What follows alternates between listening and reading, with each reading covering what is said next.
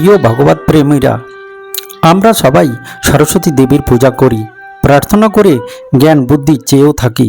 কিন্তু কখনো ভেবে দেখেছি কি সরস্বতী দেবীকে আমাদের তৈরি করা মূর্তি আমাদের কি দিতে পারে? শাস্ত্র অনুসারে সরস্বতী মা দেবী পার্বতী আর শঙ্করের পুত্রী।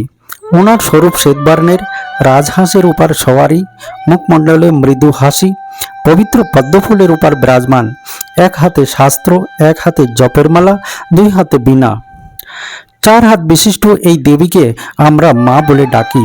এও আর আশা রাখি যে মায়ের কাছে প্রার্থনা করলে মা আমাদের বিদ্যা বুদ্ধি জ্ঞান দিবেন। কিন্তু ভগবান বলেন, দেবী দেবতাদের মূর্তি, চিত্র ও চরিত্রের গুণ মহিমা কীর্তন করলে কারো কোনো ভাগ্যের পরিবর্তন হবে না।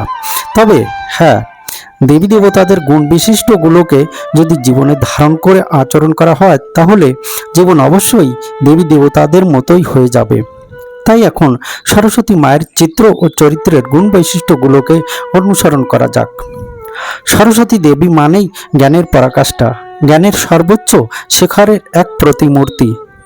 রাজহাঁসের উপর সওয়ারি করা অর্থাৎ ভালো মন্দের বিচার করে ভালোকে গ্রহণ করার ক্ষমতা। এই রাজহাঁসই নির্ণয় করা শক্তির প্রতীক। পদ্ম ফুলে বিরাজমান অর্থাৎ বাহ্যিক ও আন্তরিক পবিত্রতা। চারিপাশে আসুরি প্রবৃত্তির দুনিয়ায় ঝড় তুফানের মাঝে থেকেও নিজেকে নিষ্কলঙ্ক রাখা এই পদ্মফুলই পবিত্রতার প্রতীক। এক হাতে শাস্ত্র অর্থাৎ জ্ঞানের প্রতীক। যে জ্ঞানের দ্বারা দুঃখ থেকে মুক্তি পাওয়া, পাপ থেকে মুক্তি পাওয়া এবং বিষয় সাগরের বন্ধন থেকে মুক্তি পাওয়া যায়, এই শাস্ত্রই জ্ঞানের প্রতীক।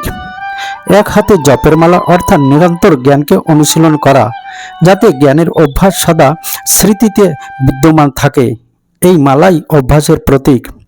দুই হাতে বীণা অর্থাৎ শব্দ, অর্থ, ভাব আর সুরের সামঞ্জস্য রেখে আচরণ করা এবং প্রভুর গুণ কীর্তন করা, এই বীণাই একতা ও সামঞ্জস্যের প্রতীক।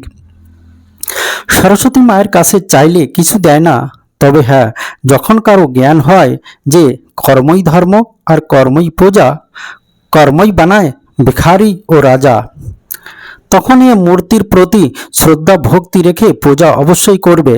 কিন্তু প্রার্থনার উপর আশ্রিত না হয়ে পরমাত্মার প্রতি আস্থা রেখে আত্মবিশ্বাস ও কর্মনিষ্ঠার সাথেই কর্ম করবে, যাতে সরস্বতী মায়ের মূর্তির যে গুণের প্রতীকগুলো আছে, যেমন সৎ জ্ঞান, পবিত্রতা, সামঞ্জস্য করা শক্তি, সময় মতো নির্ণয় করা শক্তি, এই গুণগুলোকে ধারণ করে নিজেই সরস্বতী মায়ের সন্তান হওয়ার যোগ্য হতে পারে।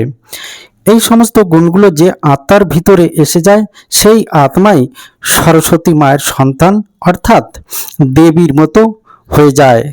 ধন্যবাদ।